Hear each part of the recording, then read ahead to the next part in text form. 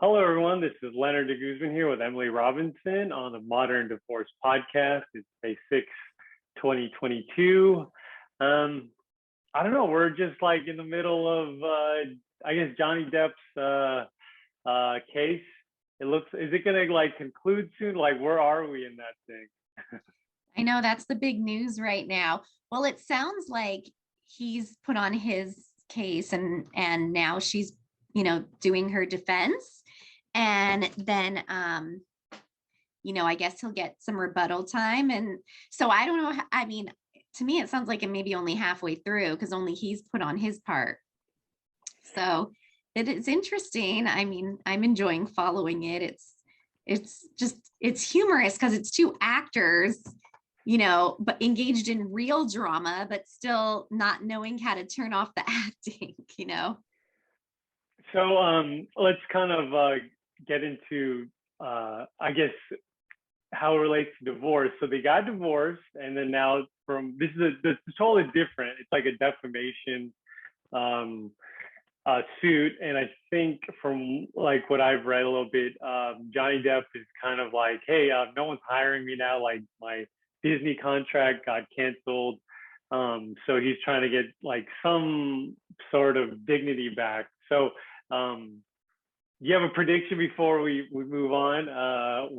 Because it's gone, like it's a performance, like you said. It's unfortunately like entertainment. I know. It's so hard. If I've learned anything from watching all these high profile cases over the years, like, when you watch like the O.J. Simpson trial, and I don't know if you remember Casey Anthony, the one who was accused of killing her little girl.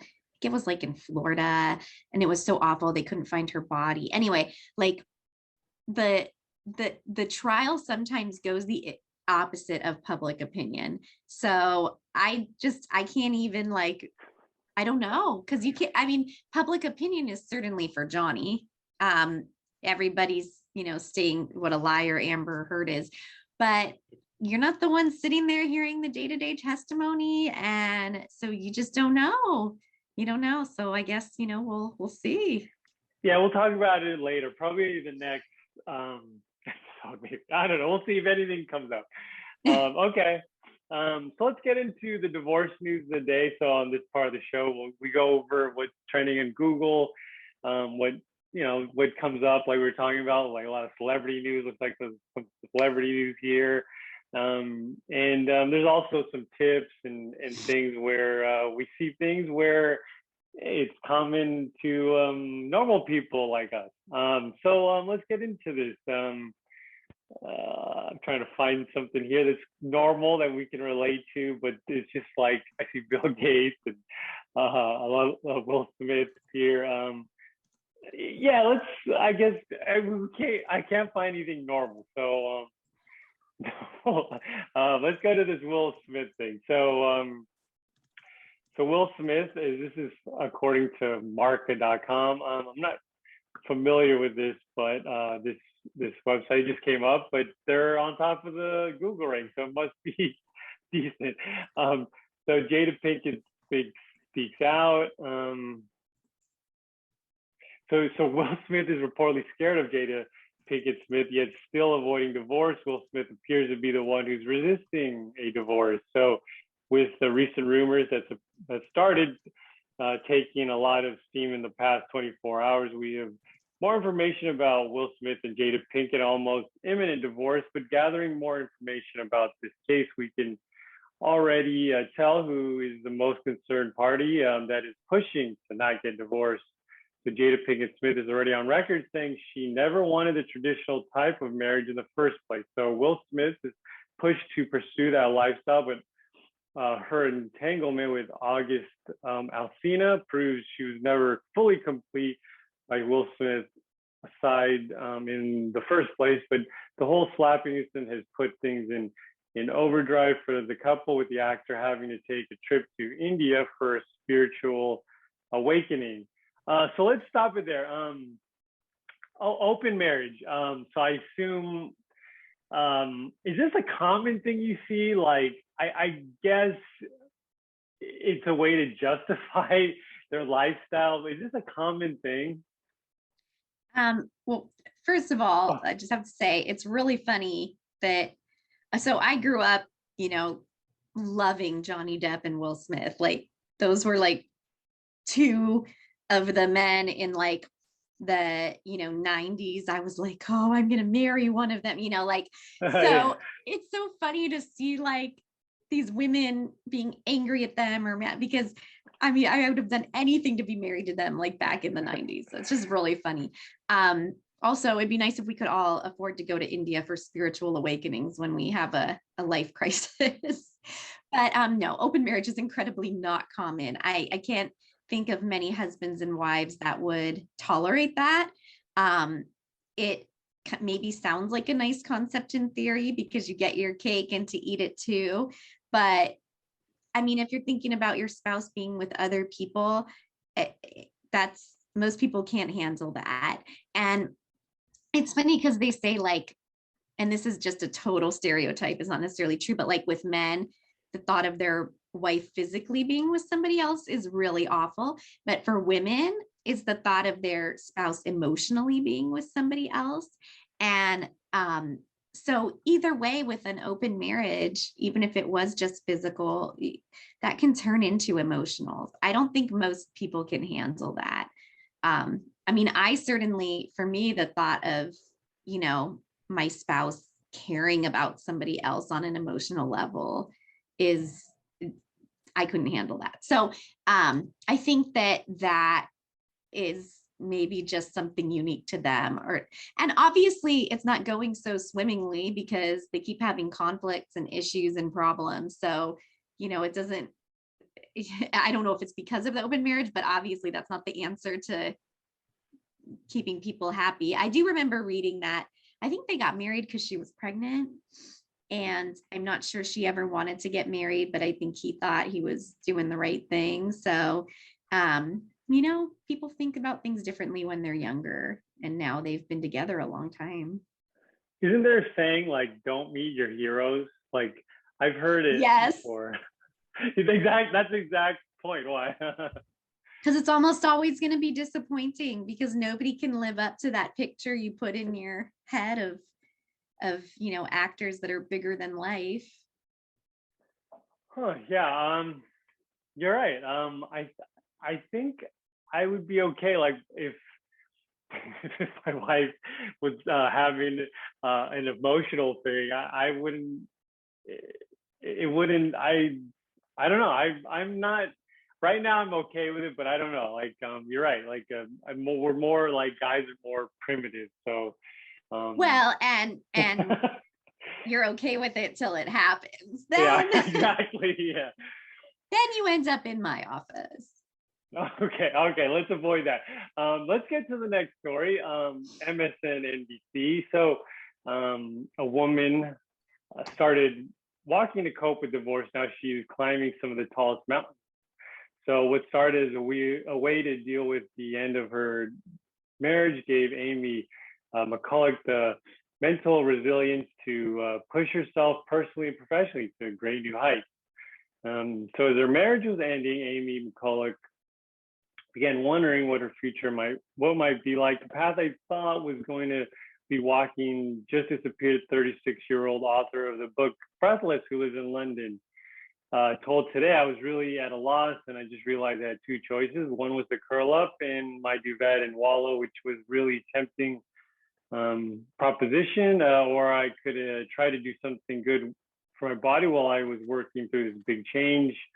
So while the marriage lasted just about a year, she had been with her ex-husband for about a decade. As she started reimagining herself, she Googled longest walks and stumbled across Kerry Way, the longest way marked trail in Ireland. The next day, she landed in Dublin and started her adventure. At the time, she had no idea she was just beginning years of adventures. It was quite ambitious. It was a 250 kilometer walk, which is 155 miles, which I did over 2 weeks. You just walk along this trail that was very clearly marked, but also took you really off the beaten track to some incredibly beautiful places in Ireland, all along the coast. So it goes about, I guess she wrote a book and she's going like, it says here, like Mount Tobkol, and these are like, and so she goes, I went to Nepal and did the Annapurna circuit, which is just one of the really classic trails out there. And that's when I discovered that I handle high altitudes really well. It's a lot about your mental resilience and your mental strength to keep putting one foot in front of the other and to keep going, even when you feel like you've reached your limit. So she's like this, I mean, she turned something negative into something positive. And I think that's a good thing, right? Absolutely. I mean, I'm really big on, you have to look at the whole, your whole being together, like your mental, your physical, your spiritual. And so sometimes when you're going through something really hard, like divorce, you've got to get out of your head and focus on your body or the spiritual, and just change scenery or do something, set a new goal and do something active. Find a way to get out of your head and to really explore something you're into, like the world, like travel or a sport or whatever it is. Like, it really helps take your mind off of things. Of course, you're still going to think about it and be, sad, but it's an outlet to find another way to distract yourself, empower yourself. It's a wonderful thing. Okay, now for some financial news. So Bankrate.com, 7 financial mistakes to avoid when splitting assets during a divorce. So number 1, keeping the marital home when it's not financially feasible. Number 2, forgetting to revise beneficiary designations. Number 3, not understanding the value and tax implications of investment assets. Number 4, failing to discuss health insurance options. 5, not ensuring your children's education future is financially secured. 6, retirement account issues. Number 7, not knowing how Social Security benefits work for divorced spouses. So the bottom line is, divorce involves many life-changing aspects. It can be very emotional as well, but make no mistake, divorce is a major financial process for most people involved in the split. Both spouses should look out for their own best interest in the process, ensure that they receive a fair financial settlement. So out of like the 7, like what are like common things you run into that like that's avoidable? Like I imagine if you're like preemptive and you kind of communicate well, I assume that's a lot of the problem, right? Like just not wanting to talk to you. Yeah, communication is a giant part of the problem. I mean, everyone has a different conflict style. So people that are avoidant, that would rather stick their head in the sand and not deal with it, or just not answer or avoid it, many times are married to somebody who's the opposite and is very like, let's work this out right now, let's talk about it. And I think that's probably because originally those people were attracted to each other because they had different personalities and balanced each other out and brought out the other sides of each other, right?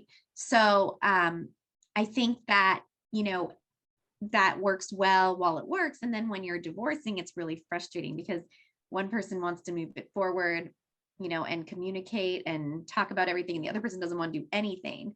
And that causes even more tension because the process stalls. And yeah, so I think your conflict style really affects your communication, and that probably is one of the biggest issues in divorce. And then you can have lawyers who communicate for you, but that's still a problem, because if one of the people is avoidant and not getting back to their lawyer, then it doesn't really help the situation. All right, we're going through all this flash. So let's get into the part of the show where we ask Emily anything, where people post things online, and Emily's here to give some tips. and advice, and hopefully help people get through their problems, whether it's child custody, whether it's mental health, whether like we were talking about, financial communication, maybe. I don't know. So let's get into the first post here. Oh, this is one we've never seen before. Okay, so this is a life after divorce. Sex after amazing life with ex. So husband and I are starting the process of divorce, and so of course all these things are running through my mind. One of the best parts of our relationship was very fulfilling and fun sex life. It's too bad we can't make the relationship work well enough. Otherwise, I can't imagine getting to the point of knowing someone else and them knowing me well enough to have that again. I know I'm jumping ahead of myself and there's no way to tell, but it's definitely important to me. Any advice? Emily, do you want to get into this one?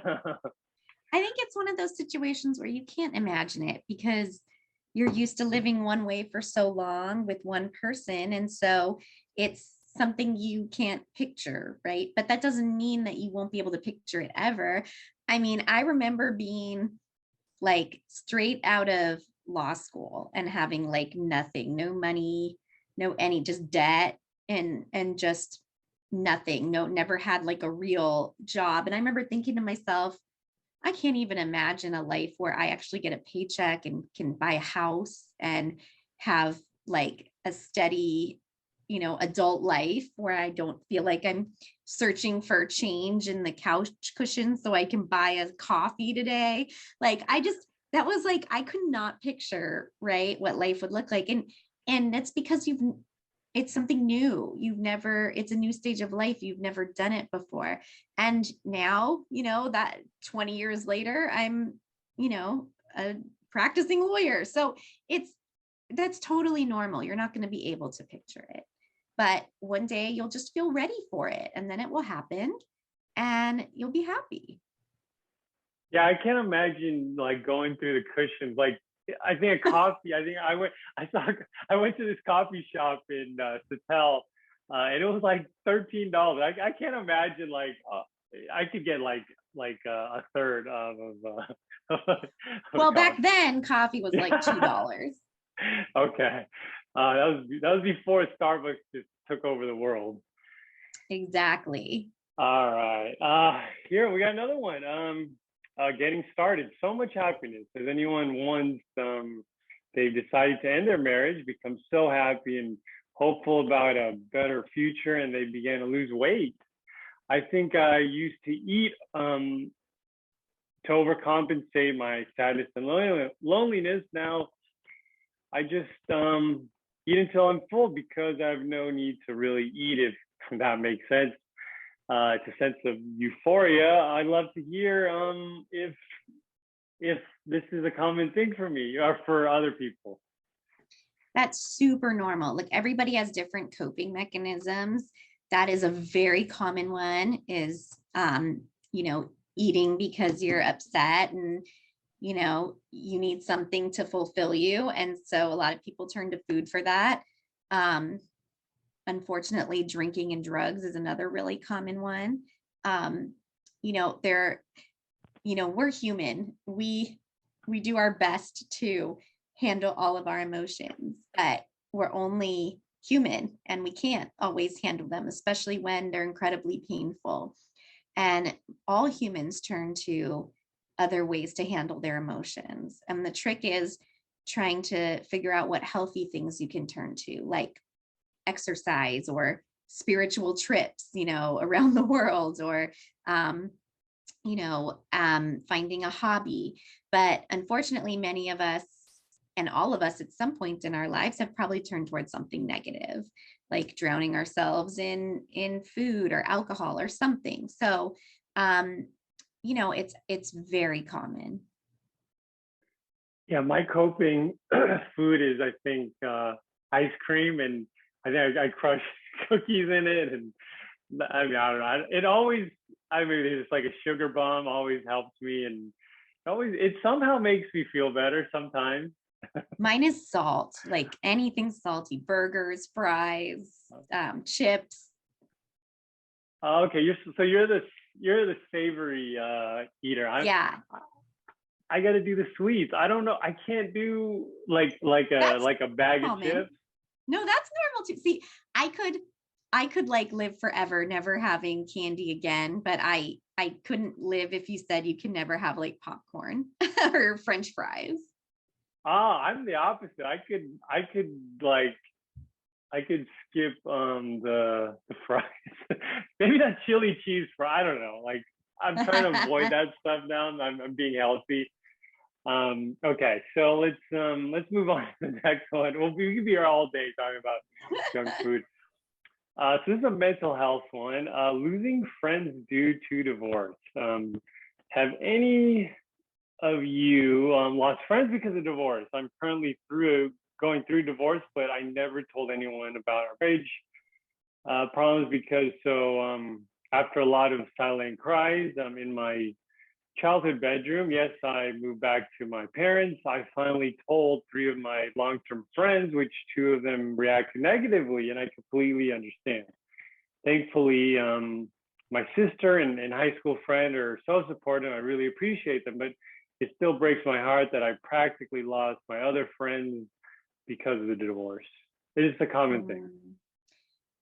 That happens to everybody because the friends are going to have to take sides because it's just too hard. I mean, they're always going to be closer to one or the other, right? So, and you're going to lose the other person's family to some degree. I don't think there's anyone who doesn't lose friends in divorce. It's hard and it's sad and it's something you have to come to terms with. And you're just gonna have to focus on the people that are on your side and your team. And I don't want you to think of it as sides like you versus them, but you're gonna have people on your support team, and that's who you just need to focus on. Okay, well, that's all the time we have for today. I know we've gone through a lot. Thanks so much, everyone, for joining us on the Modern Divorce Podcast. Did you have something to say? Before you go, you have to tell us if you're team Johnny or team Amber. I gotta do Johnny Depp.